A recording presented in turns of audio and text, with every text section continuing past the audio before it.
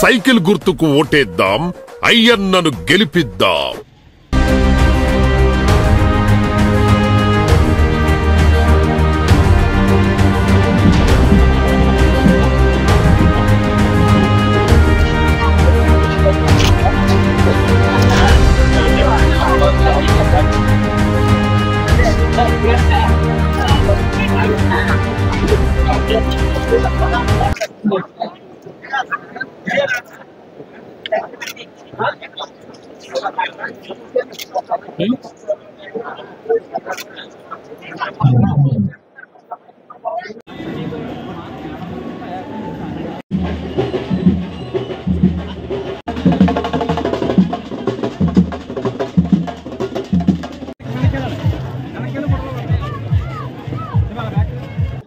Canvassing వచ్చామండి.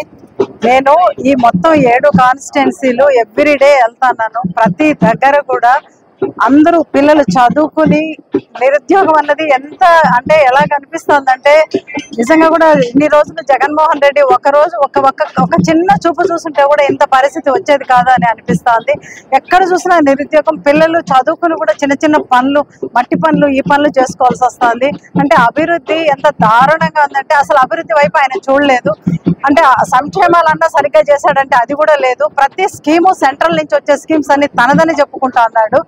ఇక్కడ నేను మామూలుగా వెళ్ళిన ప్రతి రోడ్లు కానీ ఏది టీడీపీ గవర్నమెంట్ లో వేశారు మేడం. పక్కనున్న డ్రైన్లు కూడా దాన్ని ఏమీ చేయలేదు. మా ఊర్లో ఎలాంటి సౌకర్యం, ఎలాంటి అభివృద్ధి జరగలేదు. ఎక్కడికి వెళ్ళినా సమస్యలు. ఈ 5 ఏళ్లలో ప్రజలు నరక యాతన పడ్డారు అనేది మాత్రం అర్థమవుతోంది. సీఎం రమేష్ గారిని ప్రతి ఒక్కరూ గుర్తిస్తున్నారు.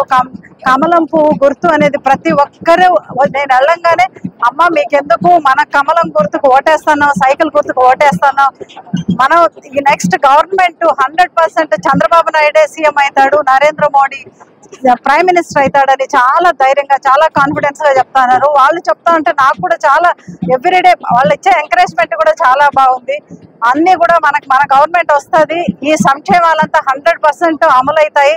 దాంతో పాటు అభివృద్ధి కూడా ఎంతో అభివృద్ధి కూడా చేస్తారు.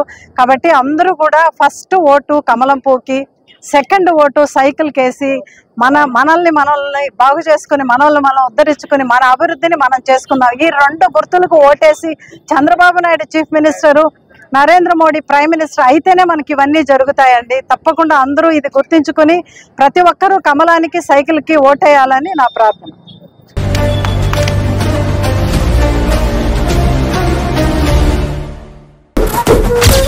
సైకిల్ గుర్తుకు ఓటేద్దాం, అయ్యన్నను గెలిపిద్దాం. నిరంతర వార్తా సమాచారం కోసం మా వి న్యూస్ ఛానల్ సబ్స్క్రైబ్ చేయండి. నోటిఫికేషన్ కొరకు బెల్ ఐకాన్ని యాక్టివేట్ చేయండి.